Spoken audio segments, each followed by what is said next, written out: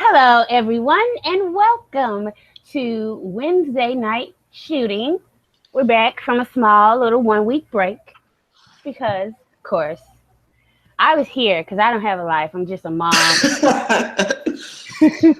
Tonya Rodgers just obsessed with wrestling. But Andrew went out of the country, went to Berlin, and yeah, you wrote a nice article which I linked on the CSS video post about this, linked it on there where you were equating landmarks in Berlin to WWE superstars. I thought it was very interesting, and it really kind of brought Berlin to life to me. Mm-hmm. So it was great. So Yeah, I mean, that was kind of my idea behind it. Like Berlin's a city I've always wanted to visit, and it did not disappoint. Sorry, by the way, I have a little bit of a bug, so if I sound weird, sorry, I apologize. It's a city I've always wanted to visit because it has like a lot of historical relevancy, and also like just the culture is very, free form, carefree. Like I don't know if necessarily chill is the right word, but just like accepting of it encourages you to accept who you are, whatever that may be. So that's always interested me. And the city did not disappoint in the least bit. And I was blowing up social media, Twitter, Instagram with photos and stuff. And one of my old friends from back home, who's also a wrestling fan and has read my stuff on Sasha and Bailey and all that, at like, it probably must have been like 5 a.m. Berlin time. He lives in Chicago, so it's probably like 11 o'clock his time on like Tuesday night, Wednesday morning, I think it was. And he was like, when is the 5,000 word essay on which club the Four Horsewomen prefer going to? When's that coming out? And like in my Berlin brain, I looked at that tweet and I was like, that is the most genius idea. It light bulb went off in my head. And so it expanded a little bit past that, obviously. It didn't even get to 5,000 words because I didn't want to write that many words. But it expanded past that. Although I will say that all the Four Horsewomen other than Bailey were clubs. So it did kind of fit that. But yeah, it was just the way, I don't know, something about that city, like the general attitude that people have in the city, or just the city itself has, it made me feel a lot more mellow towards wrestling, a lot more chill, and just like a lot less negative. So I was just trying to have fun with that article, basically, and it was a lot of fun to write, I'm not gonna lie. Like the analogies themselves weren't that hard to like come up with. It was just that I was about to write like 400,000 other words too, and had to cut myself down, obviously. But it was just something that was like, it made me think, wrestling is this art form that we all follow, and if we can't, if we can't use what we are taking in our own creative processes, then I think that's kind of on us, not necessarily on like the failings of WWE. Like, I mean, obviously WWE is by no means perfect, and their storytelling is, their storytelling is, can be very hit or miss, but there's a canvas they give you, and I feel like just using that in your own way was something that like the city was kind of teaching me when I was over there. It was just like, take what you have and use it in your own way to kind of make your own statement. So that was kind of the idea behind the article, and I really enjoyed it. I had even more thoughts about Roman Reigns as the Soviet War Memorial today, because I said in the article that it was like the biggest like fuck you possible, because people who didn't read the article, it's the Soviet War Memorial in Treptower Park in East Berlin. Was built by the Soviet Union in 1949, 4 years after World War II ended. And it was basically like there's 5,000 Soviet soldiers built there or buried there. and there's like this giant statue, and then like these like two metallic stylized flags, and then like another like statue behind it. It's just this massively impressive complex. There's like 16 stone sarcophagi on there. It's just like wildly impressive, and it's so perfectly fit Roman Reigns in my head. But I didn't even think about, like, when I wrote like it's a massive fuck you from the Soviets to like the Germans that they conquered. I was just like, holy shit, that's totally like, that is even more, like, I didn't even flesh out how much that is Roman Reigns. Like, I was like, yeah, he's just like, it's my yard now. Fuck all of you. I don't give a shit if you boo me or cheer me, you know? So it's just that, it's like, that's just one little example where like you can use, you know, your own life experiences and taking in what you have going on and connect it to wrestling. Just have a little fun with it. Cause I feel like we all have problems with that sometimes. And I know I definitely have problems with that sometimes. So that vacation was really good. And kind of reminding me to just have, you know, be not necessarily always be positive, because like being positive and being happy is not always the end goal, but at least be thoughtful and just not like nihilistic and negative without purpose. So I don't know. It was fun. I encourage everyone to go read the article if you want to. But yeah, it's not as long as most of my other ones. So if you're worried about that, it's cool. It's only like 3,200 words, and it's got visuals too. So, you know, and very good visuals. Like, it really helped me. I really enjoyed it. Really. Mm-hmm.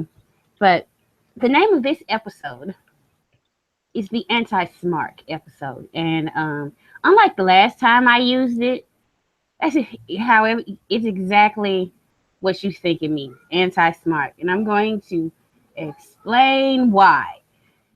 This past weekend, there were images of current WWE superstar Paige with her in very intimate situations with herself, with former WWE superstar Brad Maddox, and also current WWE superstar Xavier Woods. These were leaked over the weekend via Twitter and all those other filthy, smutty sites that harbor this type of bullshit. This was a part of some hacks that happened a while ago, but they're all of a sudden leaking now. I don't know why. Who fucking cares? First, my honest to God opinion when I read all of this is Paige seems like a fun chick. Like, you know,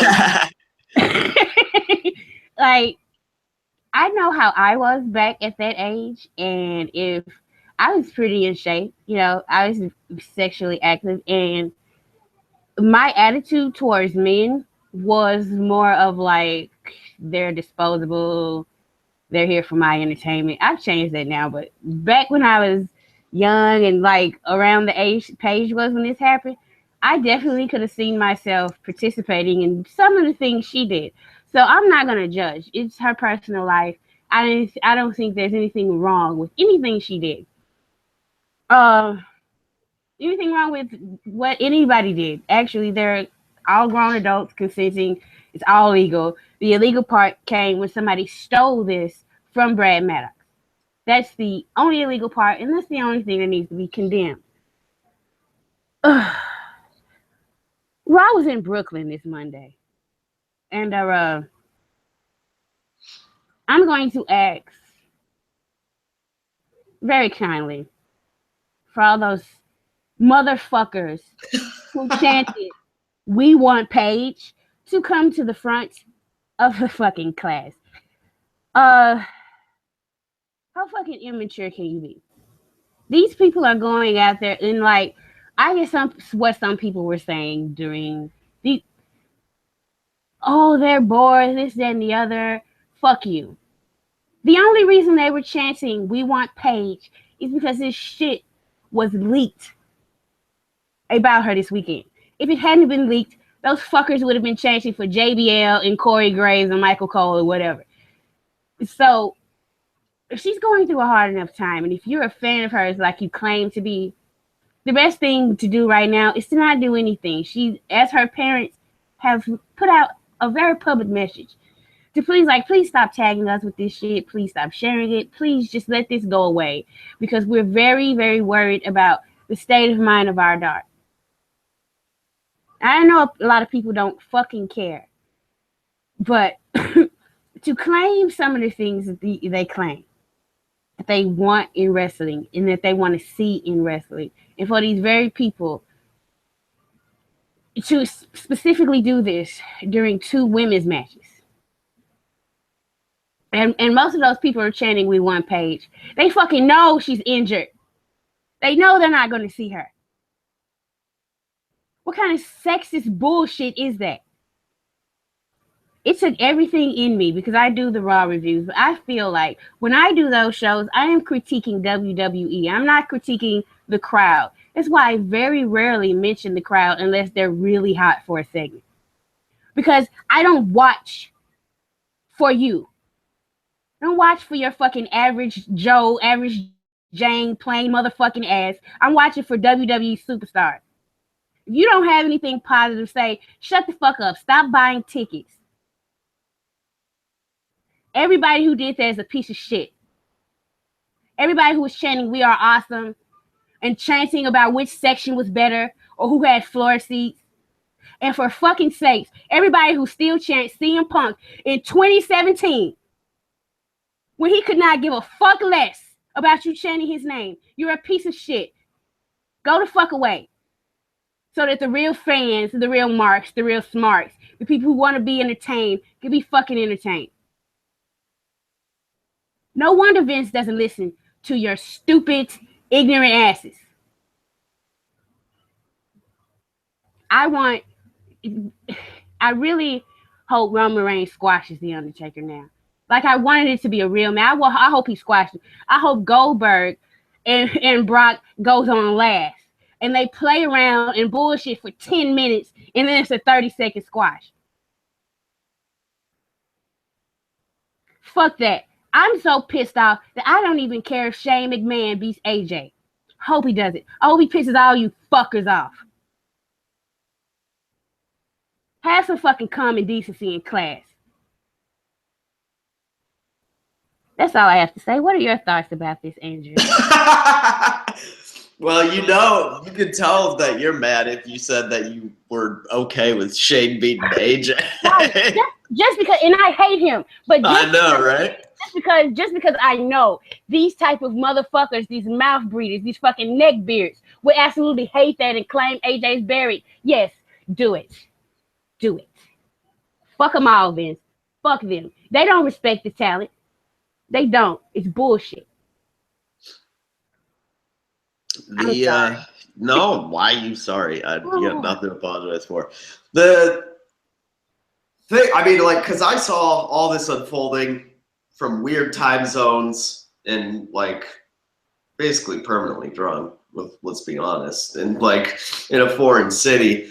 So I was trying to follow this as best I could on Twitter when it was unfolding, and it wasn't making a whole lot of sense to me. And as best as I can tell, there still seems to be an issue that people don't understand with consent. And for some reason, we still have people out here, not a ton, but definitely some, who are like, well, they're already released, so it's okay if I look at them, you know, whatever, blah, blah, blah. And I find that, like, an interesting, like, theory or philosophy to have, because, like, I think about, like, what if this was like child porn we were talking about here? Obviously there's zero consent whatsoever with child porn. So, like, just because it's out there, you're gonna look at it, you know? But now that it's like an adult attractive woman that you would be interested in seeing naked, even though there's still no consent, you're cool with the pictures being released or something. I just think that exposes some awful, ugly, rank hypocrisy among a certain section of men, and it's very. Also, yeah, I don't mean to cut you off, but that reminds me. you also have to include the people that are like, well, she was stupid enough to let somebody record her. Yeah. It's 2017. People tape their sex acts. Like that's very common behavior. And like anybody who tries to say like, oh, she shouldn't have done that. Oh, she's a public figure. She should know better. That's bullshit. That's total bullshit. Like you shouldn't have to live your life under the threat of like somebody like illegally stealing your shit and exposing you. Like privacy is like a hallmark of our, of our social world for a reason, So that's people, if you're using that argument, you need to like think about what you're saying because everyone's got some dumb shit somewhere. I don't know if it's a sex tape or a stupid email or something. Like I said, I did some stupid shit when I was right? We all did. I did some stupid shit last week, so, so I was like, shit. I don't know. That is not true. That is not untrue. It's just like getting fucked up and doing some fucked up shit. Oh, I know, right? Yeah. It's just it was very frustrating to watch all of it happen. Especially like the second thing came out like right when I was about to board my plane, or like an hour before I was about to board my plane back, and I was getting messages from a friend, and I was just like, "What the fuck is going on?" It's just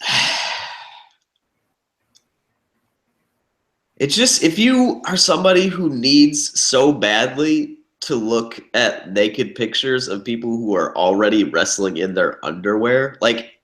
You're just sad. You're just fucking sad. Like I'm gonna tell you, Roman Reigns gets me off dressed. Completely dressed. Right? Seriously. Oh Jesus. Yeah, it's very odd. It's just very odd. But know that like just looking is not okay. Like just looking at it, you are still participating in a sex crime. You do not need to do that. There's nothing in it for you. And if you need to get your jollies off to that so badly, I would suggest that you start looking into your own weird sexual problems because you have issues. Yeah. Now that we've said all that. Yeah, let's move on from that ugliness. We're going to respect the women. And so we're going to talk about them first. Let's start with the Raw women's title match, which unfortunately wonk. Nia Jax has been added to the triple threat match. Now it's a fatal 4-way. So every woman who's been getting TV time on both shows pretty much has a title match. Yeah. Yeah. So let's talk about the stupidity. Like seriously, we've always had complaints about the way they book the women. Like from the time, like it's never changed. I don't think there's ever been a consensus, or even like pretty much anyone arguing for either side that, oh no, this is really well booked and they're telling a good story. It's just mostly people like kind of rooting for their favorites or rooting for their character. But on Raw, it's been sucky. It's been crappy. And the only positive I can see from adding Nia Jax is that the ending doesn't seem so telegraphed. Like possibly she could, they might want to lose their fucking mind and put the belt on Nia. Yeah, I know. They want to kill Mania again?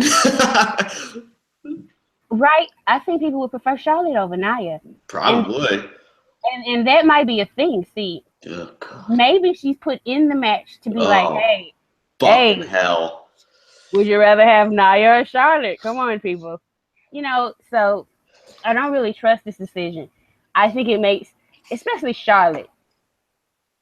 Well, it kind of makes both Charlotte and Sasha look stupid. Sasha has been. Oh my God. Sasha has been interfering in matches for Bayley, but now that there's something also on the line for her too, very clearly, because this woman has ragdolled her and beat her straight up more than once. and she's sitting back watching it. I guess in the spirit of competition. And that's the thing. That's not consistent with either Sasha or Charlotte's character for them to just sit back and watch this match. And like sometimes we complain about interference, but in this situation, I think it calls for like a clusterfuckery finish. That way, Nia still looks strong if she loses, and she also has a bone to pick after WrestleMania with pretty much whoever wins, because Charlotte got in the way, Sasha got in the way, and Bayley, and Bayley hasn't proven that she can beat her one-on-one. So she has that argument either way. I think it's just to get Nia on the card, so the Rock can tweet about it or some shit. By the way, I follow him on Twitter. The Usos, and we will mention them later, just a quick blurb. The Usos became SmackDown Tag Team Champions. His wife tweeted about it. Roman tweeted about it. You know who didn't tweet about the Usos? The Rock. Their other cousin, their fake cousin. Yeah, what do you think about, like, are you even interested in this fatal four-way? It's kind of amazing, right? Like a WrestleMania championship match with Sasha and Bayley, and I'm just like kind of shrugging my shoulders. Right. Oh, excuse me. Mm-hmm. The adding Nia Jax, it was just like, this is something Raw does like consistently over and over and over again. It's like they want to get to an endpoint, so they don't really care how they get to it, and then they just like do it in a way that they're just like, well, it doesn't matter how we do it as long as we get to the end point. But the problem is then they do it in some stupid ass backwards way, and then everyone's like, well, wait, that doesn't make sense. Now I have less interest in watching this match, especially when you do it for something that is asinine as putting Nia Jax in the championship match when she is absolutely, I understand how you're booking her, but she's got no business being in a championship match at WrestleMania. I'm sorry. Like, she really, really, really doesn't. So it's just, it's very frustrating and very typical. And I'm like, if you want to make Bayley like your strong face, like your standard bearer face of the division, why are you having her lose clean? Like, what was that, 2-3 weeks ago when she tapped out clean to Sasha? Fucking tapped out clean to Sasha. I cannot believe that. And then this Monday she was beat clean by Nia, which has happened before too. So it doesn't make, everyone just kind of seems shitty and mediocre, and instead of like SmackDown, like people take losses. Like, it's not that they're like so much better in like booking decisions. It's just that the way things go about, it just, everyone looks a little bit better and is a little bit more protected in the way that things happen. I know, sorry, I'm comparing SmackDown to Raw again, but we're talking about both. Yeah, but Raw was just like, I was getting excited for the triple threat because all the rumors we'd heard were the fatal four-way, and I was like, I got no interest in seeing Nia added to that match, because now the entire match is gonna be booked around like, Nia's limitations. Yes, exactly. Which is gonna, like, I mean, don't get me wrong, I still think they can pull out a pretty entertaining match, but I think those three at Mania could have, like, I know the Clash of Champions match was shit, but that was back when the streak was a thing, so that's no longer the case, hopefully. So I thought that match could have been a lot of fun, and that's definitely diffused a lot of my enthusiasm. Excuse me, a lot of my enthusiasm for it, which is a bummer. Yeah, that's true. I just don't care.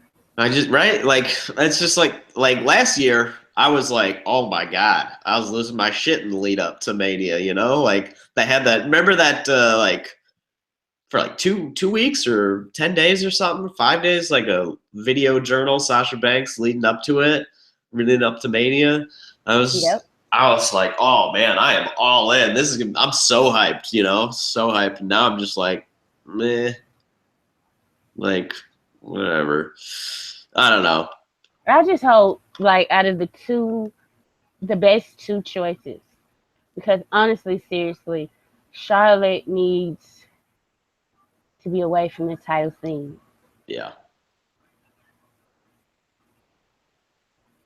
badly. But Sasha or Bailey should win. I think I mean, I'm at the point where I think for storytelling purposes, not me being a mark, but for storytelling purposes, I think Sasha winning is the right call. Um, like not in the sense of like, oh, I think Sasha deserves a WrestleMania victory or whatever. Like, I mean, sure, I do think that, but I think you could do a lot more with Sasha winning especially in a way if she like throws Bailey out to take a pin and like Bailey's about to pin somebody and like Sasha comes in and like throws her out by her ponytail and then steals the pin and gets the victory and like celebrates like it's the biggest thing in the world, like, oh, she got her Mania victory, but the way she did it and Bailey can, address her like that, like, well, the way you did it. And then Sasha can be like, well, you were okay with me helping you win. So, why all of a sudden are you acting like this paragon of virtue? And I feel like they could go into really interesting stuff that way. Otherwise, I just feel like they're going to do like Bailey wins, pins somebody. I don't know. Probably going to pin Sasha for some dumb reason. And then Sasha will turn heel the next night and get wildly cheered. And it'll just be like, what was the point of all of this? What was the point of the last 18 months or whatever if all we were going to do is get back to get back to like a 50-50, It just seems like everything they've done since the call-up has been kind of pointless and ass backwards, which is truly unfortunate. Yeah. Let's Meanwhile, we have a real breakout star on the blue brand. Yeah, let's go to SmackDown where it's Alexa Bliss versus the World. And so she's going to defend her title against every available SmackDown woman on the roster. So that could be, well, pretty much the cat's out of the bag, and Naomi's going to come and be in the match. But do you think they'll like dust off Eva Marie? I have no idea. Like, people are saying all kinds of weird shit, like Summer or Emma. It's like, how does that even make sense? But like, every available SmackDown woman. Well, Daniel Bryan on Talking Smack said every available woman. All he said was woman. So I don't. Who knows? Like, WWE will play fast and loose with that like phrase. We both know that. If they want to put them in the match or some other random person in the match, then they will. So we'll find out, obviously, at Mania. But it's already 5 people. Like, if you start putting more, then Naomi would be 6. So if you start putting more people, that could just be a big clusterfuck real fast. And especially, like, God, I don't really trust a match with those workers with like 7, 8 people in it. I don't know. That could be really messy and really unfortunate. Yeah.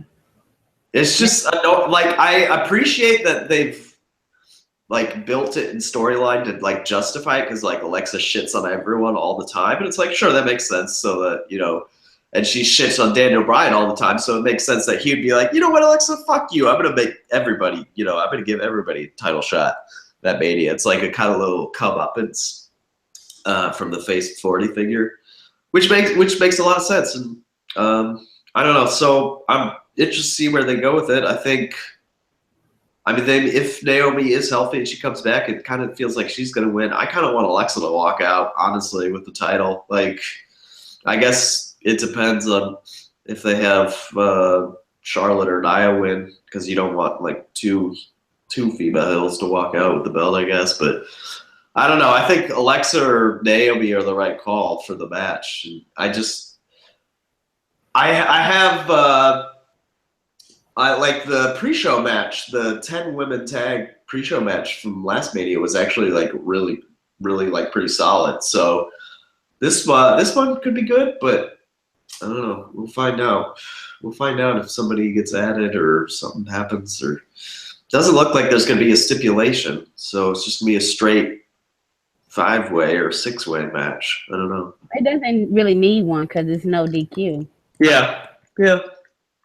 It could have been like elimination, but that would take too much time. So yeah. And they also did that back at like Backlash or something. Yeah, they did. Yeah. For the first SmackDown Women's Champion. Yep. So, yeah, I think Alexa is going to retain either that or Naomi surprise everybody and wins, which will make me happy because then that'll be the first time her and Jimmy are champions at the same time. Yeah, so let's move on. I talked about this match a little bit earlier. Mm-hmm. Shane McMahon versus AJ Styles. Oh boy! It was announced official this week after one of the stupidest fucking segments in SmackDown Live. It was.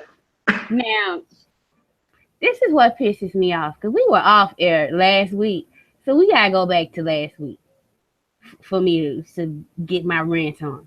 I've been saving this shit up. First of all, I really wish Vince would book Roman Reigns like Shane McMahon. Because, like, I'm from the hood. So, you can't just gimmick a car window and expect me to believe all somebody got out of going through a car window was a black eye.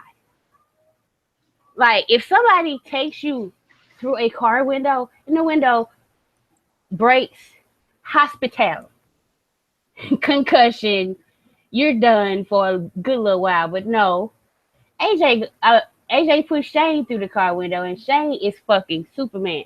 He refuses medical attention.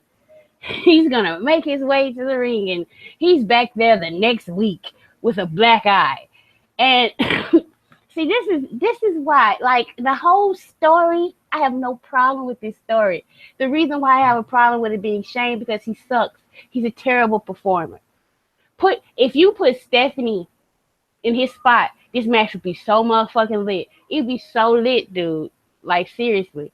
Because, first of all, her strikes would connect.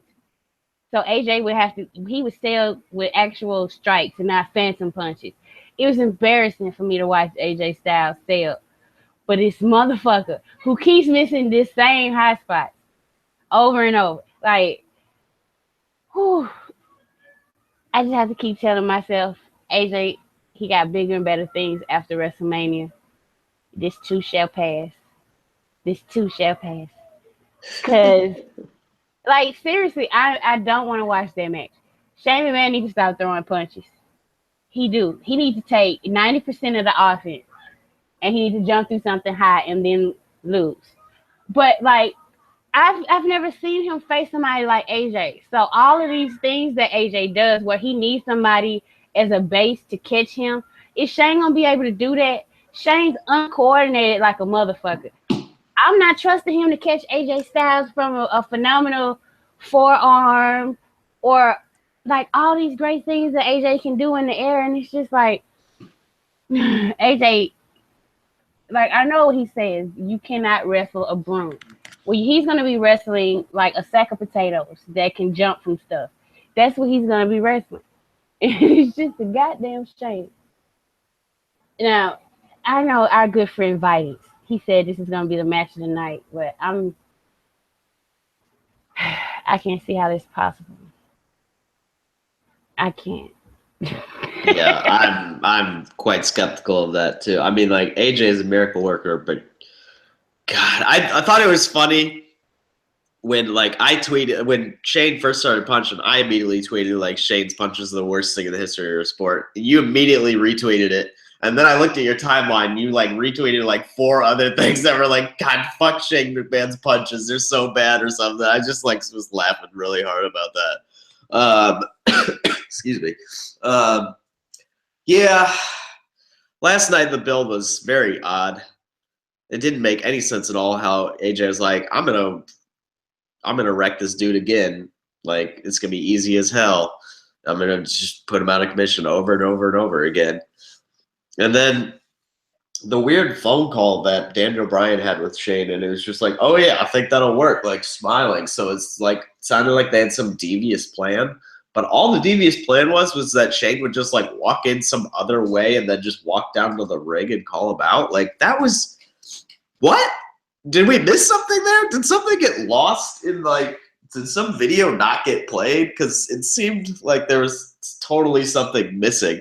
And then AJ did like the long walk through the corridors, like to the ring. And so at that point I was like, well, does like Shane have like some goons backstage ready to beat up AJ or something? There's something gonna go on there, you know? But he just ended up walking to Gorilla and then walking out. And I was just like, why did we see that whole thing? I don't really understand why, you know? So that was the whole segment was just bizarre. And then like AJ seemed like he's being disingenuous. That's how I was taking it. He's like, hold on, calm down, you know, I want to apologize. Let me get in the ring and offer my hand or whatever. But before he could even like do that or even like fake do that, like Shane went on the attack. And it's just like, without confirming, because the whole segment was so bizarre. Like, Shane's comments were so bizarre, and then AJ's response, and the whole thing of like him getting to the ring was strange. And then Renee was like, "Oh, by the way, AJ, Shane's in the ring," and he was like, "The fuck? What the fuck have I been waiting out here for?" You know? But like Shane's comments were weird, AJ's comments were weird, and then not confirming for the viewer that AJ was being disingenuous. Like, for all I know, like, it didn't make any sense, like, his change of heart, his apparent change of heart from the beginning of the show to the end of the show, where he's like, I would have whooped this guy's ass again, to, oh, I'm going to apologize, you know? So I have to assume that was fake, but without confirming it, without, like, spelling it out. And I know it's like, oh, do we have to, like, hold your hand through it? Kind of, when, like, the other actor is Shane McMahon, who is really bad at telling a story. Like, I can't quite tell, you know? So that whole segment was just really bad. And, like, that was one of my favorite SmackDowns of since the brand split. Like, it really, truly was. But, I mean, Talking Smack brought it back, definitely. But that last segment was, God, I didn't see the segment. I didn't watch the full segment from last week. I've seen the clips of it, of Shane going, of like the beatdown and Shane going through the car window. But boy, it seems like they went really far backward this week, as opposed to where they were last week, when they seemed like they were starting to turn the corner and starting to get at least some people back on side of the match. And now it's just like, oh, right, it's Shane McMahon. This sucks. Like, we can justify it, but it still kind of sucks, you know? Definitely would have killed it, by the way. Oh, yeah. Would have killed it. For sure. Especially because Paul would have sold for some, I don't know if it was like Charlotte or Sasha, he would have sold something like death. Yeah, definitely. Okay, let's move on from this to what I'm not calling a match of the night, but this is going to be up there for me and a lot of fans in terms of emotion, especially. The Undertaker versus Roman Reigns. Okay, so where do I begin with this? Been reading some things about people saying that the Undertaker should shoot on Roman Reigns, and that's just ridiculous. That's silly. Let's stop that. Like, imagine if wrestling was actually full of like these guys who were marks for themselves to that degree, just like a locker room full of Shawn Michaels and Hulk Hogan. Oh yeah. Just imagine how fucking shitty wrestling would be. You would never have a good match because people would just be so fucking concerned with how they look. Uh-huh. You know what? This past Monday, I know some people were like, well, the Undertaker was selling. That was because he's old and injured. I think Undertaker's smart enough to know that everybody thinks he's old and broke down. And of course, he's never going to think that because wrestlers never think that. Right. So when he turned around, he knew the spear was coming. He made that face because he's playing. First of all, he's playing up shit. I just turned my back on this kid, and he's gonna spear the fuck out of me, and it's gonna fucking hurt. God damn it! Why the fuck did I do that? Maybe I should have waited till after the match. It was only one young buck in the ring. Yeah, but what I got from that one little expression from the Undertaker is this motherfucker is going to give Roman his all in this match. Like everything the Undertaker has left in the tank, he's going to leave it in the ring. And for that reason only, I'm that much more hyped. And I might be in tears by the end of the match, depending on how it goes. Because you know how the Undertaker at WrestleMania, he loves to fuck with the fans' heart with those looks and these exchanges and shit. So, like, and then he already knows, he's very smart. He already knows, like, motherfuckers are going to hate Roman. You're right. Like, I wouldn't be surprised if there's a part in the match where, like, he's just on his knees and looking at Roman like he's, like, I can't take anymore. And then he going to trick him and low blow him or something behind the referee's back, and the pop that's gonna come from the crowd gonna be thunderous. Like, yeah, you know the Undertaker got to go there with that dick thing, because what he did with Brock, he gonna bring that back. Yeah, it's a secret weapon. Yeah, he's such a great storyteller, and like, he's gonna teach Roman so much in one match. I just cannot wait. Oh Jesus. Yeah, I'm actually kind of looking forward to it too. I'm not gonna lie. Like, it'll be interesting to see how it develops. Definitely. Of all the people Undertaker could have faced, I think this is my preferred matchup. Really, like Cena Taker does nothing for me. Like nothing whatsoever. You know what? I was not gonna be really excited to hear John Cena. Like try, because you know what he does against his opponents when he gets real hype. He cuts this ether promo, and like he kind of tries to bring his opponent down a notch. He does that every time, and Undertaker's a legend. I'm not here for that type of promo. Like Roman Reigns showing just enough disrespect that's allowed. He's like, motherfucker, this is my yard. Get your old ass out. But John Cena be calling him Mark. He bring up that the Undertaker ain't no real gimmick and all this. I'm not here for that. I really wasn't. So I wasn't looking forward to that either. And then, of course, as like people, if you're really worried about the Undertaker's health, but you want Undertaker to take like 3 or 4 AAs, I think taking the spear is a little bit safer. I'm just saying. An easy cleaner bump, yeah. My mom doesn't watch wrestling a lot anymore, but she knows who Roman Reigns is. And I wonder why. Of course. I had to show her, like, Mama, look at this dude. She likes him, though. She likes him. But I told her about this match, and the first thing she said was like, Lord, please tell me this is his last match. I was like, I hope so, Mom. I really do. But so we're talking about Roman Reigns, and last week we were off when all the big rumors about him came out. So we're gonna have to go over that. First rumor is at WrestleMania 34 that the main event will be Brock Lesnar versus Roman Reigns for the Universal Championship. Do you believe that rumor? I mean, I can absolutely believe it. I don't want to believe it because I don't have any problem with Roman main eventing. I don't give 2 shits about Brock though. Yeah, that's pretty much where I am with it. Like I don't think, like, I think their first match was lightning in a bottle. Yeah. And it was kind of special, and I don't think they're gonna get that again. So. Yeah, I don't think, like, it's like making a belt that has not even existed for a year, taking it off TV is just seems very odd, one would think, but I don't know. It's very strange. It's very odd to think of Bill Goldberg as the champion in the year 2017 isn't the top title in the company? It's the top title on Raw, which is the flagship show, but it's not the WWE Championship.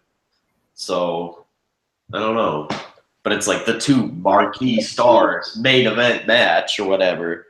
Watching Raw since the brand split, I don't think it is the top title. It's the top men's title. But the title which feels the most important still heading into WrestleMania is the Raw Women's Championship. It does. Like the universal title, it's not even about the title. It's about these two old dudes, who are giving it a go at each other. Like, and one dude can't seem to get the other guy's number. It's not really about that championship. And then and then when Kevin Owens had it, it didn't seem that important. And so, yeah, I would still say, I don't know. Titles don't really seem important right now on Raw. Yeah, they really don't.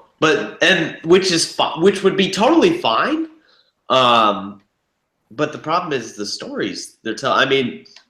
The Jericho Owens story is really good now at this point, but for a lot of months was like dragging on and on and on and on with like kind of the same shit. It was like it was cute or whatever, but it didn't seem like there was consistent progress in it. Like there wasn't like the Jericho Orton story or the Jericho Owens story has been going on basically as long as the Orton Wyatt story. But the Orton Wyatt story longer. Even a little bit longer, yeah. But the Orton Wyatt story has like changed from every week and like added another building block like every little week. And so that like you could see things coming, you could see things developing, like you could kind of understand the story that they were telling. And like we all basically inferred the story they were telling on Raw, but they didn't really flesh it out all that well. So like when when Owens turned, like as soon as Tripp showed up and he's like, "Oh, I want to talk to Kev," I was like, "Well, here comes the turn," because of course Tripp shows back up, and it's all about him. So I guess the show just has to founder, completely, and then all of a sudden he shows up and he's like, "All right, we can make decisions now," and it's like, oh man, that's a weird booking philosophy for your show, Raw. But They do it for everything. Yeah, like they really do. All that, but and this is what we can just kind of cross into what I was saying about Raw and SmackDown and the way they book. SmackDown always has something going on and moving forward. Yeah. Raw doesn't. Raw, almost every week in every feud, they have a week or something happen, and then they'll spin their heels on what's going to happen for weeks, sometimes months. With the Charlotte stuff, that took months and months and months. Yeah. So, like, I really do think it's on purpose. The whole motivation of drafting all the part-timers except for John Cena. The fact of drafting the two golden children of the Shield. Having 3 of the 4 horsewomen. The three biggest too. Yeah. Right. The ones who like has the biggest name and sells merch, and have Becky as the supposed stephead. Like all of this was, in my opinion, mapped out. I don't know why they would do it. So that most of the negative energy that goes towards WWE is going to go towards Raw. Yep. I think it's done very deliberately. I think even the fact that Vince, I think he knows that there are some writers on Raw that fucking suck. And their ideas are shit. And it may make nobody laugh but him. He's going to put it on there. Just because why the fuck not? We got 3 hours to kill. Who cares? It's not like that's important. Let's go back to talking about what's next for Roman. Not that important. Like, so yeah. The next rumor is that, which kind of like may conflict with the first rumor. Like, if he's supposed to be facing Brock for the Universal title, right? And the second rumor says that soon after WrestleMania, he might be going to SmackDown, which please let No, it ain't happening. It ain't happening. No way. Oh my God. Do you know, like, you can write like side pieces and stuff. Oh jeez. This is my domain. I'm blue. I'm blue through and through. Oh my God. If he maybe I'll take more vacations so you can or something, cause like how can I? Oh my God. Yeah, I'm gonna be so happy at the same time though, cause like I don't think he's ever worked with Ryan Ward, and like yes, yeah, right. I'm so here for it. I'm so here for it. Like, I'm serious. Like, I feel like Roman on SmackDown by the time of like the next Rumble or whatever, like it'll be like when John Cena was on SmackDown. Yeah, and he made his big like leap. You know, he like busted out because he was like over on the other show. I feel like Roman could totally do it. There are a lot of naysayers that say, well, okay, turn him heel won't work because he's still a terrible promo and blase whoopty whoop. Very recently, I think it was Monday, they put the NXTs that Roman Reigns they made his debut, and then the next week he cut a promo. I suggest it's the October 30th, 2012 NXT. He made his debut against CJ Parker. Woo. And he works heel. Okay. And you could tell for somebody who was he started like 2 years before, he's already fucking good. Working heel, working over. And then the next week he cut a promo. And like one of the things he said is kind of consistent with his character now. He was like, whether you love me, whether you hate me, it's irrelevant. He said it's not something about like, it's not hard when you wake up and be the man. You know, it's not hard being the man, you just wake up or some cool ass shit like that. And I was like, oh my fucking God. Like watching that made me wish that they put Chris Hero in the Shield. Like seriously. Like seriously, like if this was gonna be your fucking ace, you should have let Dusty work with him more. Like goddamn, like he would be ready right now to go to take over the fucking company like they want. They just stunted his fucking growth basically by propping these two fucking indie darlings up. so they can fucking be over and stay over. Come on, Seth Rollins would have never looked tough unless he was standing next to Roman Reigns. Ever. That's amazing. It's true. Which brings me to this Jetson thing, which pisses me off. Like, I watched it, and it's got nice little, the overall theme, okay, George Jetson goes and unfreezes the Big Show from the surface of the earth by accident because he's a goof. And then Big Show, he wakes up in the future and he realizes that everybody watches robots wrestle. And he's a fucking giant, so he just beats up all the robots and takes the championship. And then he realizes, like, he beats up his first human, who's kind of weak because in the future they don't do shit. They're all dependent on electronics and robots and everything else to do everything for them. So the Big Show's like, the future is full of fucking wimps. So he takes over the whole world. So George Jetson has to go back in time and get WWE superstars. And his main rival was Sheamus, which was a trip because I'm pretty sure Sheamus was like the you look stupid motherfucker with the mohawk when this was done.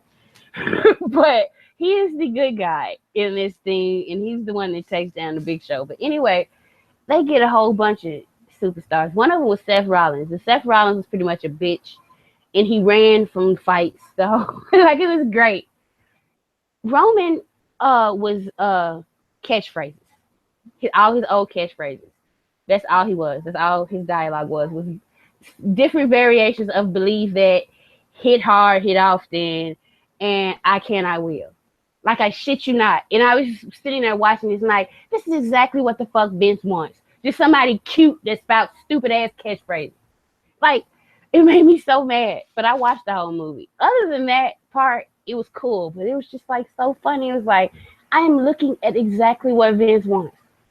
Just like, no soul, no inside, no depth, no character. Just somebody cute who says catchphrases and beats people up.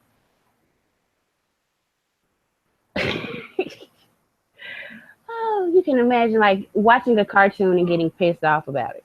Like the Jetsons, and it was nice, but at the same time, I'm like, fucking Vince, this is what you.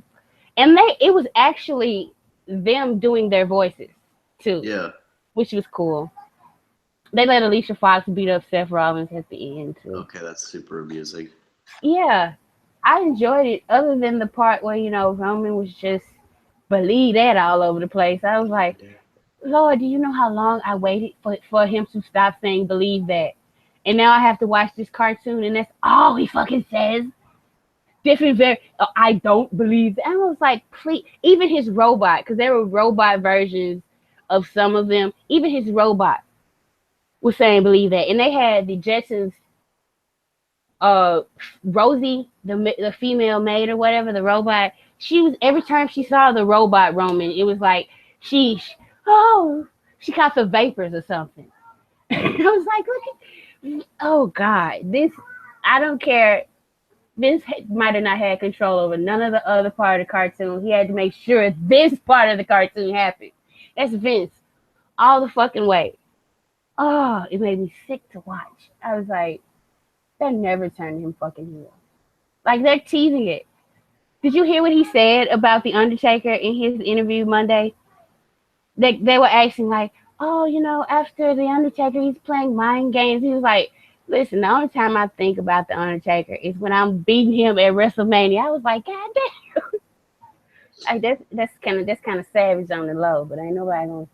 I mean, like, I was all for that, so that doesn't sound like a heel thing to me. That sounds like the most ultimate babyface thing you could possibly say. Shit. He believes in himself. Like, why shouldn't you? Like, people are like, oh, he was no selling The Undertaker. Why should he be scared?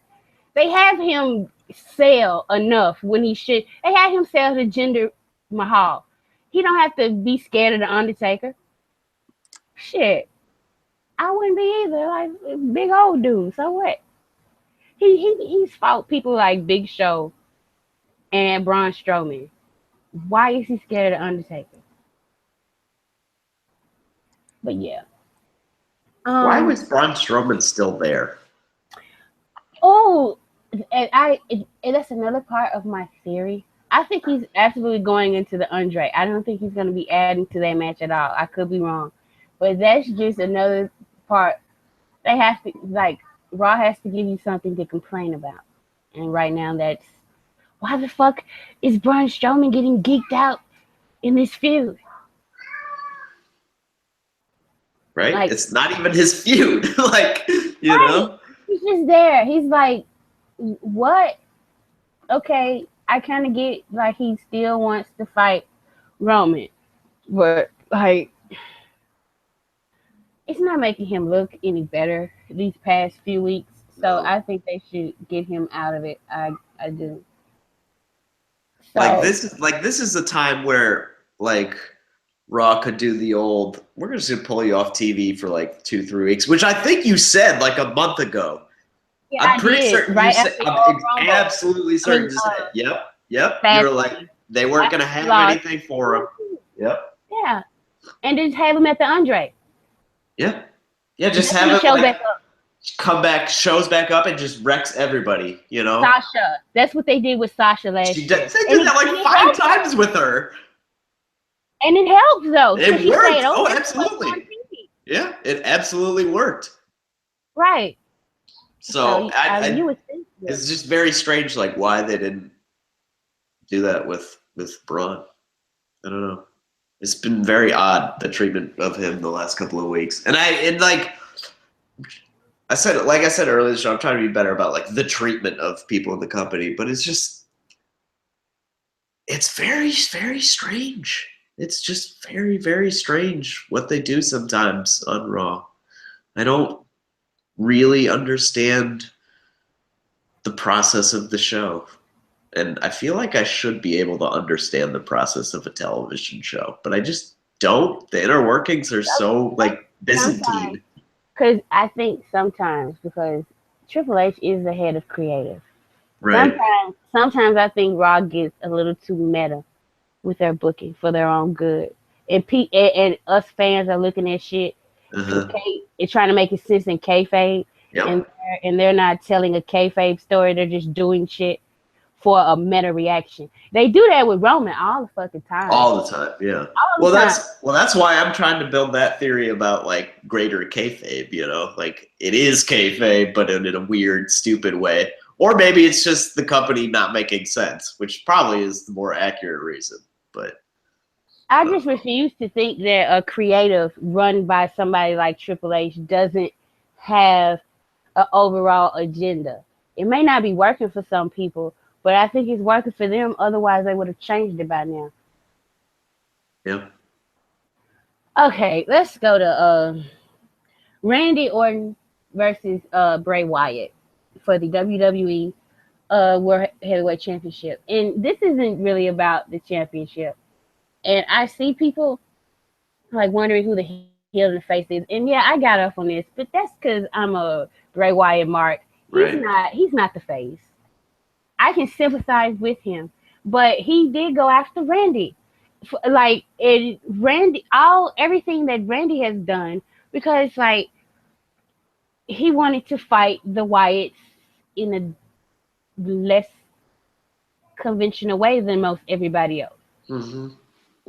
And I think Randy hopes that his tactics will get him more than just beating Bray Wyatt, but ridding the WWE of Bray Wyatt. I think that was his goal. So with that in mind, it's kind of noble that because Randy wasn't doing terrible things for a while. He was just, show up, don't give a fuck, get my cheers, RKO people, leave. Cool. Bray started fucking with him, so he's like, I have this side of me that I can easily go to. And this motherfucker, I'll show him. I'll show him better than I can tell him who the fuck I am and why they call me the apex predator.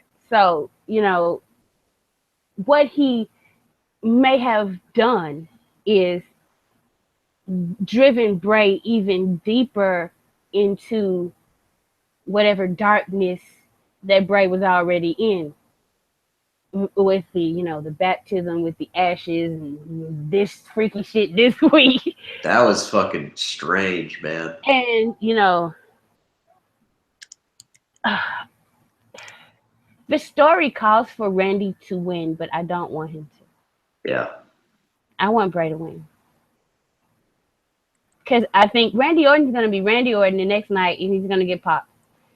Bray Wyatt just recently started winning and looking like a legit threat, and I think this would solidify him as a legit threat instead of just like a flash in the pan.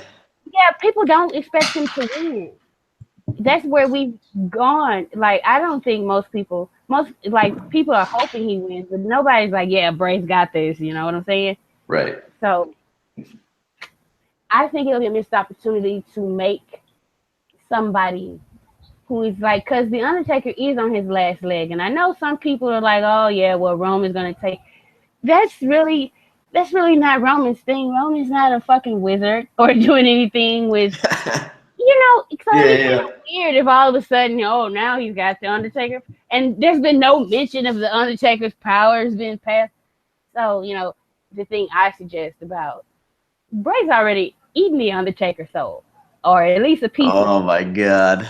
Forgot about Yeah. that. And so, like, if they're saying Roman's going to go to SmackDown, Roman and Bray have this history where, like, maybe Roman does take that last little piece from the Undertaker that Bray needs to make himself truly a god, truly immortal. And they,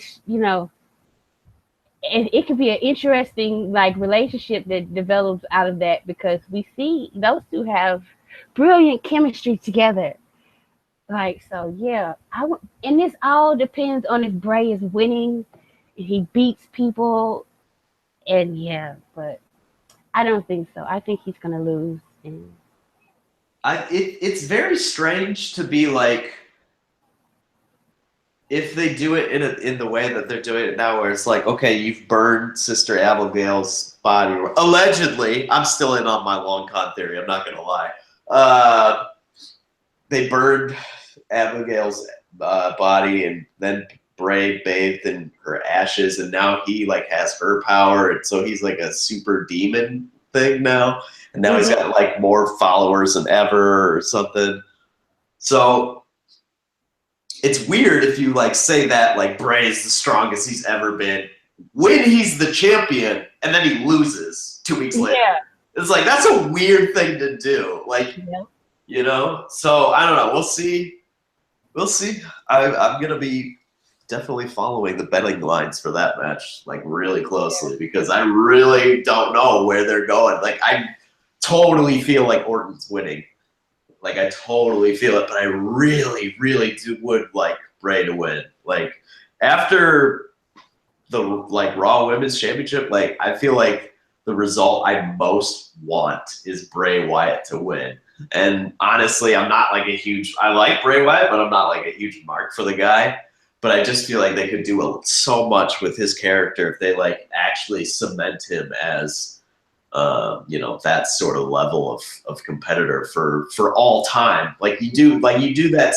You have his 4 months or whatever in 2017, and that cements you, for good right there. You will always have, pitting Cena and then AJ in the chamber, and then pitting Cena 2 nights later, and then pitting Orton at for the championship at Mania. Like there you go. You will always have that level of I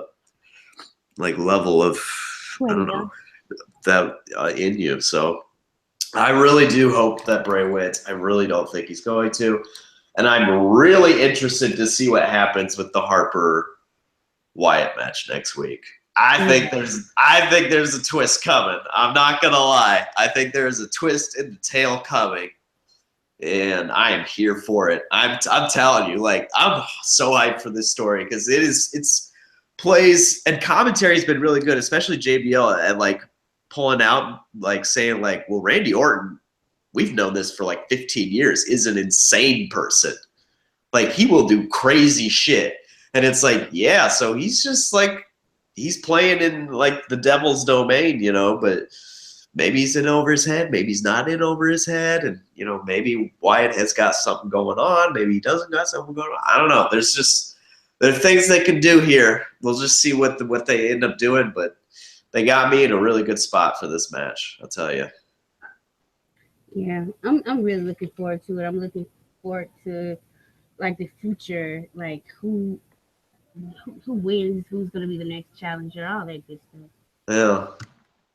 Let's move on to the Mizanins versus the Bellas. Oh boy. Um, this week, Miz and Maurice did a spoof of Total Bellas called Total Bella Bullshit. And also, like all of this ties together. John Cena took on Fandango in a with Breezy Bella ringside for Fandango and Nikki Bella ringside for John. I don't know. A lot of people might not have caught this, but there was a nice little four video thing on YouTube called Southpaw Regional Wrestling. And it was some WWE superstars just like mocking like the old territory. I thought it was cute how like John Cena was Lance Catamaran and Fandango was Chet Cheddarfield, and they put them in a match together the very next week. Like this is all comedy done right. Like I didn't know where they were going with Tyler Breeze dressed like Nikki Bella, but to see her beat him up, I'm like, okay, let me word this properly. Sometimes men need to shut the fuck up. Like seriously, like and I know you're a man. You might not like a woman tell you to shut the fuck up, but I guarantee every female wrestling fan that saw Nikki Bella spear the shit out of a male wrestler, then pick him up like he was nothing, give him a TKO, and then make him submit.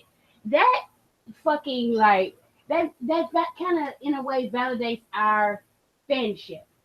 Like it's just like we fucking matter too, and this company sees that we also like to have people we look up to that we can relate to, and like I know a lot of people will like, especially people on the internet, they wouldn't be like, well, Tonya doesn't. Why would she look up to Nikki Bella? Like people just do not fucking understand how fucking boss and awesome I think this woman is. Like she's worked her ass off.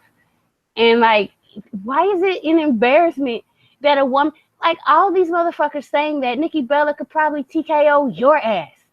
The fuck you mean? Like, oh, he's falling this low. I saw that comment in the in your review thread, and I was gonna respond, but then I was like, you know what? I was gonna say something really mean, but then I was like, well, at least Tyler Breeze doesn't have to fucking sell for Shane McMahon, who doesn't fucking know how to work. Tyler Breeze sold for a fucking professional, and that shit looked devastating. I don't give a fuck what you say. Let Nikki Bella come at you, you're going to go down too. Like, why is it embarrassing because she's a woman? Like they really got me. So like, shut the fuck up. Like you can not like anything else about the angle of the storyline. You don't like that? Shut the fuck up. Because I guarantee every woman watching that was like, hell yeah, Nikki. Take his ass down. That was, oh Lord, I cannot tell you. Ever since then, I've been calling John Cena Mr. Nikki Bella. She wears the pin. She has to. She just flips him. He's like, when the cameras go off, she's like, AAs him on the bed and puts him in a proper STF. Damn, they into some freaky shit. I bet they are. I really do. Woo! But yeah, stop talking shit of like, oh yeah, this is what put Tyler Breeze down. Sure. Yeah, not he's the in fact a fucking that job, or he was down. Yeah. He was in NXT when it was FCW with like Cesaro and Ambrose and all those guys. He stayed in NXT for a long time for a reason. He ain't as good as you think he is. Yeah. He's in the spot he should be in, making a lot of fucking money and entertaining the fuck out of people. Everybody's not Shawn Michaels. Everybody's not Stone Cold. Shit. Everybody's not even Dean fucking Ambrose. People got to play their positions in life. And he's in a damn good one, so shut up. You know what it made me think of? Like the whole like, oh, he could be so much more. It kind of brought me back to like the Mrs. Participation Awards. Right. Where it's like everyone thinks, oh God, like they need a shot at the top. And it's like, well, we can see things with our own two eyes, and like the company has way more evaluations than we could ever possibly have. So it's like they know better than we do. Usually, not always, but pretty much almost always, like who actually has the star power to carry programs. And like, I'm sorry, like Tyler Breeze can be very entertaining, and I really like the act with Fandango like quite a bit, but they're not like stars by any means. But like you put them in this sort of segment, and like this segment gets over, which it did really well. Like, it was very well received, other than by people like Les Moore, who were like, "Oh God, I can't believe this. Poor Tyler Breeze." It's just like, that was like the most important segment of Tyler Breeze's main roster career. Like, because that just means he can have more segments, you know, like in that sort of thing, or like, and then like all of a sudden, if the crowd like takes shine to both those guys, then they could get a little push, like Heath Slater and Rhino did, get like a title run, you know. So it was just very strange how everyone reacted so viscerally, or not everyone, but some people reacted so viscerally to Tyler Breeze getting like speared by, getting the breast speared off of him by Nikki Bella, as John Cena put it. He's the only man that I saw saying something. I wonder why. And I wonder why, yeah. I do want to make a point to say, Southpaw regional wrestling needs to become a regular thing. Like, yes. I fell in love with it because, let me just say, John Cena, because like I watched his movies. I watched The Marine and some of those other. He's gotten so much better at acting because, like, after the first video, I did not see John Cena in a wig. I saw Lance Catamaran, like this character, like this failed dude who had this great job in Utica, New York, and he just cannot let go. Like how far he's fucking fallen. You can tell, like, in every syllable of every word, that he wishes he was not working for Southpaw motherfucking regional wrestling. And like the fourth video where he just cannot, he's like, "Do you hear that? Do you hear that? That's crying." Like, I know you always hear crying in your head. And I was like, "You're telling us too much about yourself." Yeah. He was like, "But you hear that? You hear that?" And he was like, and then he go out, I'll have you know. I was like, "Oh, here it comes." And then he come back and apologize. And then instead of our leaf of leaf here, when he snapped, I was like, Lance gonna kill everybody in that room when them cameras go off. He been bringing a gun with him to work for the past couple of weeks. He just gonna end it all for everybody. Oh my God, I love that shit. That was my favorite part. All the other stuff was kind of funny. John Cena killed it. Like, I can't imagine. Like, somebody was like, "Is it so popular because Cena's in it?" And I was like, "Well, I guess because I can't imagine him not in it." Like, he made the whole thing for me. He brought it all together. Yeah, I thought the dynamic with him and Fandango was just incredible. Where it was like one of the first things that Fandango said, where it was like after Jericho's character was interviewing TJP and like being a dick about it. And, Lance Catamaran was like, we know your uncle owns the station and that's why you have a job, but some professional courtesy required." And Fandango Chetterfield just says, "Yeah, Clinton, piece of shit," or something. Like, he just like, that's like the first thing he says. He's just like, "Clinton's a piece of shit," and then like they like bleep it out. They like go to like emergency broadcast signal for a second or whatever. And I was just like, that just killed me, and from there I was hooked. So, you know, my second favorite part though, come down to KFC to get the Christmas. Oh, woo, woo, hey, woo, honey mustard barbecue. I was like, oh my God, this is wonderful. Like, this is the best thing Ric Flair's ever done in his life. You know, honestly, it honestly took me a second to realize that was like an actual ad. Like, I was just like, oh wait, they're actually shilling something here. When I realized it was like the Georgia Gold shit, whatever, chicken, the new chicken thing that they're doing. I'm like, oh, I thought I legitimately thought they were like just putting in like an old ad, but I don't know. That was really funny. I think that the Usos taking over, Miz and Maurice doing their thing. All that's telling me is that the people on Tuesday have some connections to somebody who's got some stashes of some things because, boy, I tell you, they feel a lot more loose, don't they?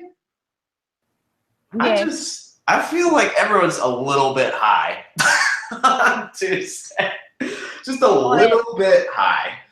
Or maybe they start drinking once SmackDown is off. They're like, they got an hour to kill for 205 Live. They can't leave the building. Fuck it. I brought these little travel things as scotch. Let's get it in, goddammit.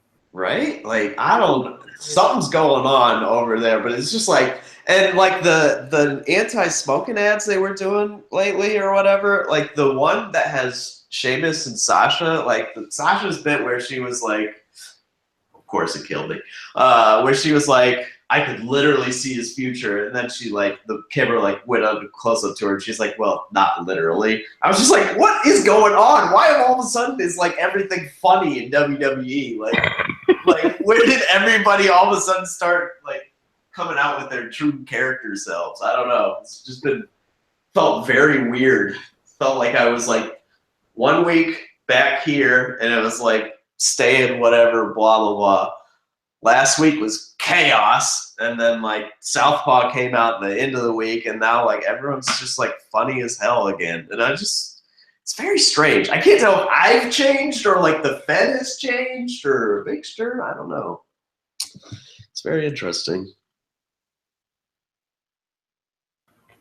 Yeah, it's something passing around there. I feel like it. I really feel like there is. Meanwhile, on Raw, they brought the fucking authority back, and like right under our motherfucking noses, in a like, it's like I'm the only one that seems to be making a big deal about it. But here we go. Triple H this week gave his usual unnecessary in-ring promo in the lead up to his WrestleMania match. And in front of Brooklyn, nobody really cared. He pretty much, he said, oh, I'm done with Rollins. And then he was like, well, oh no, wait a minute. If he really wants a match, he could sign a hold harmless agreement and we could have an unsanctioned match. And I was just like, but didn't you just say, like... You weren't interested in the match, yeah. It really seems like this is something else that's getting meta, because the motherfucker stood in the ring and said that Seth Rollins and people like him, like Mick Foley, who got fired this week. Finally, our national nightmare is over. Mick Foley is no longer the general manager of Raw. But he said they're addicted to what people think of them, and they have such egos, and he doesn't have that problem. And I was standing there like, this is trolling. It has to be, but because he cannot believe in his heart that he doesn't like getting cheered. Like, everybody knows, like, you're one of the worst heels ever, because you do whatever you can to get yourself over. And this segment was another, Seth Rollins didn't even show up. I guess selling Triple H's beating. Because we all know, like, you have to sell Triple H's beating. You got to be off a week if he beats you up, because it's the game. And he's the one that makes this challenge, even though he said he has nothing left to prove. When it would have made more sense if Seth Rollins, via satellite at home, interrupted this stupid ass like ego stroke session and was like, you know what, why don't you make it an unsanctioned match? I'll still beat your ass. I don't have to get a pin. I just want to get at you. I don't care about my career. I told you I have nothing left to lose. I'm going to take you down. That would have been better. And like, I know people are like, oh yeah, they're going to do Seth Rollins. He's not going to do Seth like he's done everybody else. But like, you say that, but then I see when he actually did put somebody over the right way in Daniel Bryan. Like, I saw that road to WrestleMania, and he everything he did was designed to get Daniel Bryan cheered and to make Daniel Bryan look good. Even his extended beatdown was like Daniel Bryan was handcuffed. Handcuffed, yeah. It was a lot of shit, but like and when he took out Seth Rollins, he just picked up the crutch and went at him face to face. Just like when he beat up Roman Reigns, he just picked up something and went at him face to face. And it's like he's the one throwing out challenges for unsanctioned matches, and it's like you could have let Steph do that. And it's like I don't know if it's gonna. I still not sure it's gonna work. One thing that makes me, the only thing that makes me happy about this is that when Mick Foley was getting fired, Sami Zayn came out. Oh yeah, I love this. Yeah. And stood up to Stephanie, and Stephanie didn't really clown him. Yeah. Like, this is the second time it happened with Bayley and Stephanie, and it's happening with Sami and Stephanie. Like, he gave her plenty of lip, and all he got was a Samoa Joe match. I mean, Sami get his ass kicked, he'll take that. Like, so my hope is that, they don't abandon this after WrestleMania. What are Sami? You think Sami and Joe going to be in the Andre? I have no idea what the hell's going on, honestly. Like, if they don't actually, I don't know. I feel like if it's an unsanctioned, hold harmless agreement match, then they'll like involve all those other folks in it too. Probably it'll become some wild beatdown thing. I don't know. Maybe. Well, otherwise, it feels weird because Sami and Joe, they're not like in the Raw main event scene, but they're kind of major players on the show the last couple of months, ever since Joe debuted like a month and a half ago or so. So I don't know. The Andre seems so weird. I don't really see the point of it other than to give everybody a payday, which why don't you just pay everybody a bonus instead of putting them on the card? Right? Like, no, they can't just get paid just for being. No, of course not. They have to earn it. You know that. But let's talk about what I think is. We touched about it a little bit. Talk about KO and Y2J. It kind of feels like, it's just a regular championship match. But if any match needs like no DQ, like a lot of matches kind of need it. But this match, I feel like, just a regular straight up championship match doesn't really cut it for how personal they've gotten. Yeah. And personal about stupid shit. Like people, and I was one of them that was like, a list is more over than certain superstars, but it works out now because Kevin Owens ripping up fucking pieces of paper gets like the worst reaction on Raw. Yeah. It's like the greatest fucking thing. Like, I loved him ripping up that list. That list overshadowed him when he was Universal Champion. Yes, fuck that list. Yeah, seriously. Oh my god. But yeah, I'm looking forward to that. Kevin Owens has to win that. He has to. Oh, I sure hope so. Like, if somebody was like, shouldn't Y2J get his revenge? No, he shouldn't. He absolutely should not get his revenge on Kevin Owens. Why? Y2J's had enough moments in the sun. No. What? Sometimes bad people win. That's the moral of that story. Yeah. It really is. No, it's true. I'm worried we're going to come into a scenario where, like, we get to WrestleMania Sunday and, like, the smart money comes in and we look at it and we're going to be all like, oh, no, are they, like, all these results are going to be, like, the shit we don't want. And then the fact that, like, at Fastlane, 3 of the results went against the betting lines. So now it's like we're going to be like, oh, wait, but maybe they just didn't get the money. Like, maybe they just didn't actually know. And then it's still going to be disappointing, and it's going to be doubly disappointing. So yeah. I'm kind of worried. I'm kind of worried about WrestleMania. I'm not going to lie. I don't want it to be as bumming as it was last year. Oh, my God. Last year. And I just live blog that shit. I still can't believe you did that. Oh, Jesus. I'll never forget it because I'll never do anything of the Like seriously, I was having fun with it. And then I was like, and then all the matches were ticking down. And I was like, wait a minute. Because I was thinking the main event was coming. And I was like, wait a minute. The Rock ain't came out yet. Yeah. And then The Rock came out, and I was like, almost in tears. I was like, Jesus fucking Christ, why you gotta talk for half an hour? Why do you get to go get your fucking flamethrower? Who the fuck? Like, dude. And then an impromptu match with Eric Rowan. I was like, no.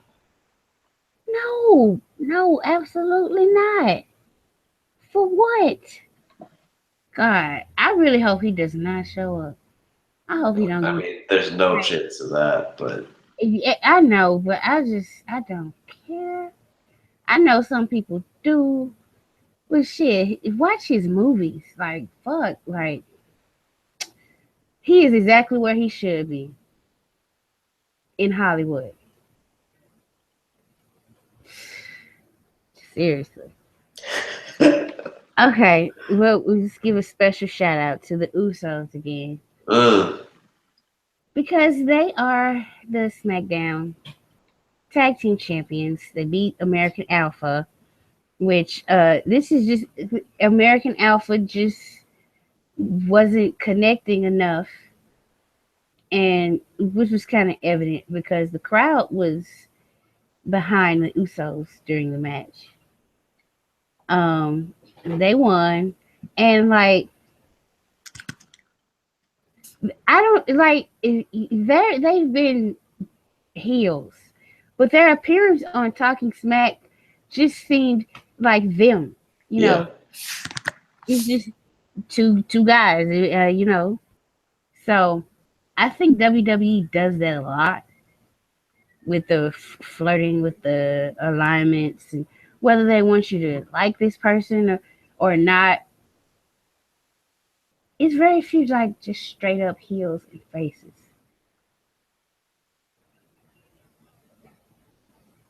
And then some people who are straight up heels, people still claim their faces. Like The Miz. Gosh, right? Yeah. The Miz is terrible. He is not a good person. He is not. And to argue anything different to me seems weird. Like after I saw the Total Bellas bullshit, I was like, that's it. I want Miz and Maurice to win now. But it's not. I'm not saying their faces. They're wrong. But sometimes being wrong is the right thing to do. Like, there's a yin and a yang to things. Yep. So, they're without darkness, will there ever truly be light? So, I feel like if WWE went that direction a lot more, where there's this person, if they could really do it with like Bayley and Sasha too. Where like there's this person and here are their sets of morals and ideas against this other person, and their ideas or their styles may clash. It doesn't have to get deep like that all the time, but in like the big feuds, I think that's needed. Whereas with like, and this is my big problem with Stephanie, she's a great performer, but she's just fucking evil just cause now. Like she was going through a phase where she was acting like a face and putting heels in their places, and now it's just for like because her husband came back on TV. Really, she's kind of flopped. I guess because Seth Rollins started calling him out, that just made her drop her entire facade. This one person, and now she's being evil. She was going around punishing everybody that Mick Foley supported and supported him. Yeah, and I was like. But I thought, okay, I know I can understand you're upset with him, but you fired him. So what is the need to then punish all these? Like, stop it. Because then it doesn't. Because she missed one person.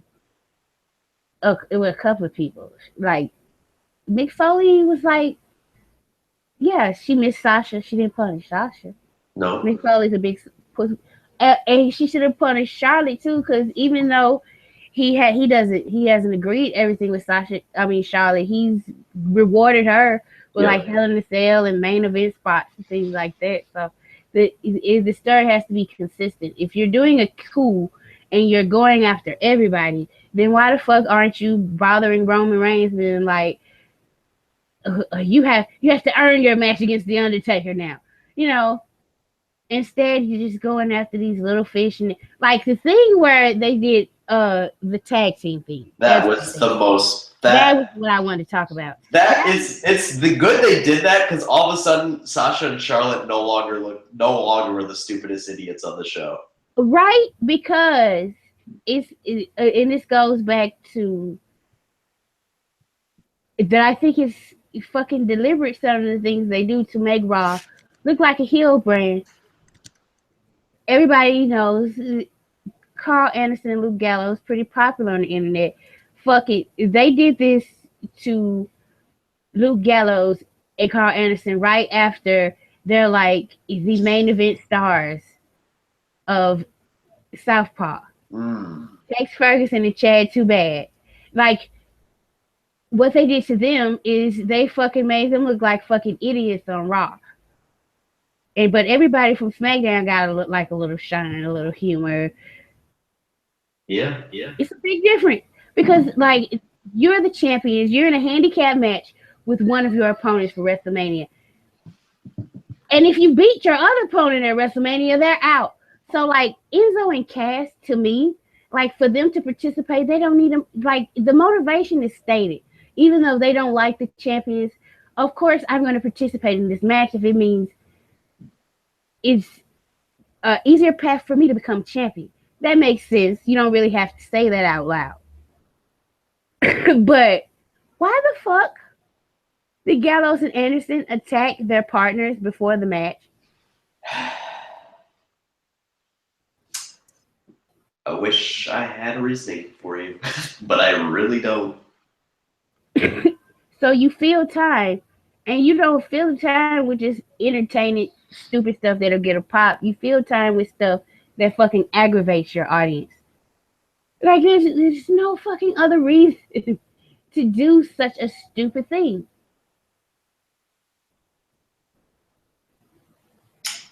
Yeah, that's and that's another fear. Like, are they going to go meta at WrestleMania? And like, so we'll give them what they want on SmackDown. Like, we get everything you want. Bray wins, Nikki and Cena win, AJ wins. Yeah, AJ wins. You know, all the big matches go our way, and then on Raw, Roman wins, and then Jericho wins. Oh God. And then Charlotte wins.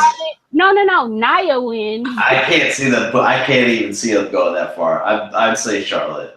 Yeah, they might. Who knows? Who fucking knows? Yeah. But like, I can see them definitely doing something on the Raw side that will piss Smarks off at WrestleMania because Raw's the heel brand. I just don't understand why they would want a heel brand. But you see it before your eyes, don't you? Yeah, I mean, like the decisions they continuously do, like absolutely, and like the post-talk show, whatever, like when it was first on with Heyman or whatever, and it was just like shitting on the audience, basically. It was like, wow, this is how they really think about a lot of their fans. And I mean, sometimes they're not necessarily wrong, but holy shit, that's not the right relationship you want to cultivate. But for some reason, they're cool with it on Raw. But like on SmackDown, everybody is like trying to be like all part of it. Like, oh, it's a late opportunity. You know, it's like, it's very strange why you would want to actually cultivate a heel brand. But it does kind of feel that way. Like, I just don't know if I'm willing to say it's deliberate or if it's just WWE incompetence. But the same people run both brands. Sure, but the creative teams are different. The same people hire the creative team. Yeah, I know. The question is then, why don't they hire better writers for Raw? Why would well, that is the $1 billion question. Like, it truly is. And my explanation is this is done on purpose. like I said, I think Vince thinks he knows some of those writers ain't worth shit, and then they're probably not writing anything that's really that fucking important to them.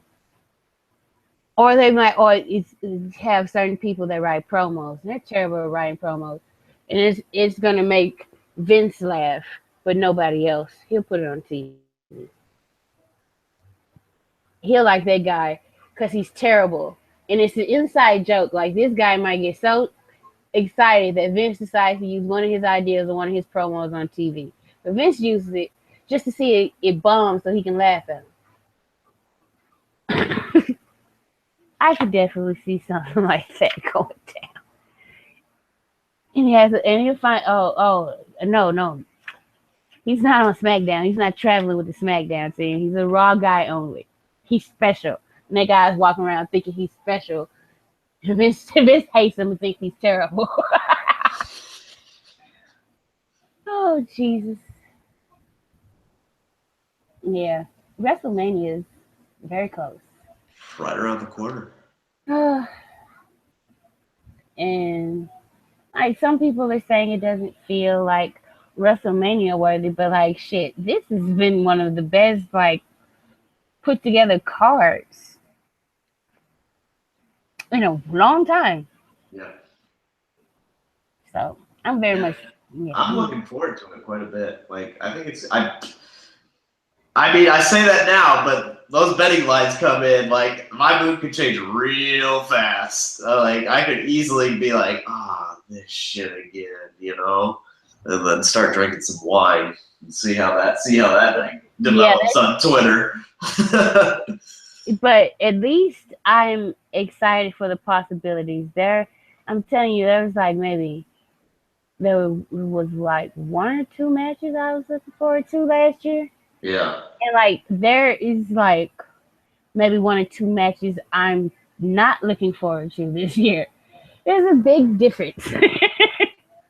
big difference. So I legit can't even name more than two matches from last year's Mania card.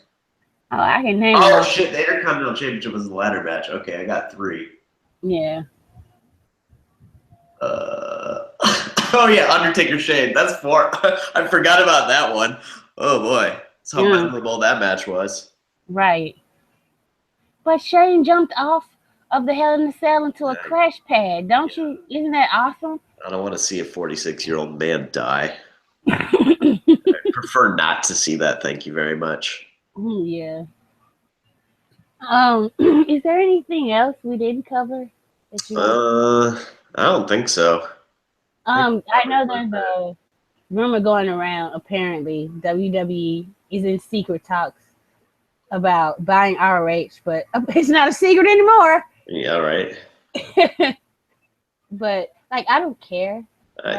Right? Exactly. That's how I saw it. I was like, oh, that looks like a big story, but is it a big story? Ring of Honor is kind of a fucking shit show right now. So if they buy the tapes and buy them out, it'll be amusing. But it'll solve the Hardy issue real fast, like for sure. But otherwise, it's just more people to make Roman look strong. Oh. Oh my God! I'm telling you, I'm here for the moment where he's like, you know, there's so many great wrestlers, and they wrestle all around the world, and they have these long careers, and then you know they do all that, and then they come to the WWE and get beaten by me. We just love for him to say that. You just imagine the heat. People want to come out of the audience and like. People want to stab that motherfucker. Right, like you motherfucker. But yeah. Yeah, I'm all in on Roman now. I don't know what happened over the last like month or so, but all of a sudden I'm just like I was never. What? Undertaker. Oh, there it is. I think that's what did it. They finally. I'm the one person that Vince has convinced to love Roman Reigns by putting him against Undertaker. I'm the one person it worked on. Well done. I give props to Vince for that. Yeah. Unfortunately, nobody thinks like I do, so. Yeah, he's a legend. Undertaker. I know he can't move or anything, but Oh God. he should be Roman. My favorite one is like people who are like, until he turns heel, I'm not gonna care. I'm like, so you don't think they could like give you any good story unless he turns heel? Yeah. Because I could give you like 5 of them, but For sure. Absolutely. he should have always. I would have.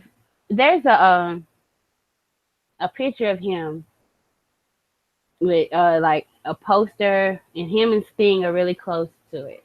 And I like after the Shield broke up, I would have done it like Sting. He wouldn't have painted his face, but like after he got turned on, he would have been kind of like turned into a recluse and just started popping up and interfering in all the authorities' bullshit. Just no matter what, kicking ass and leaving and not talking to anybody.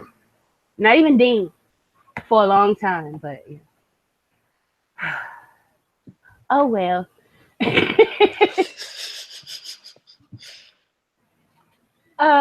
Yeah. It's next week is the go home, and uh they kept Brock and Goldberg off TV this week. Did the Oh little replay. God. I hope they do a tug of war. They're teasing a big confrontation between the two. So I hope think I they're hope gonna they do cut a 20-minute promo battle against each other. It's gonna be awesome. no, they're gonna do like a big brawl and like bring all the geeks out So we gotta separate them to protect the main event. Whatever. It's not even the fucking main event. Main event with the mixed tag. You didn't have John Cena propose in the middle of the show? No. I'm not here for that. Not here for that, WWE. I kind of think it's funny because if they do a brawl, like the next day, it's gonna be reports like, Goldberg pulled his. Oh God! If he fucking hurts himself, oh no! And like WWE officials are worried about the match, but plans are still for him to lose to Brock Lesnar on Sunday. I'm just gonna laugh and laugh and laugh. Like this is almost over. Hopefully, because they said they're thinking of signing him for more dates. Ugh. Right?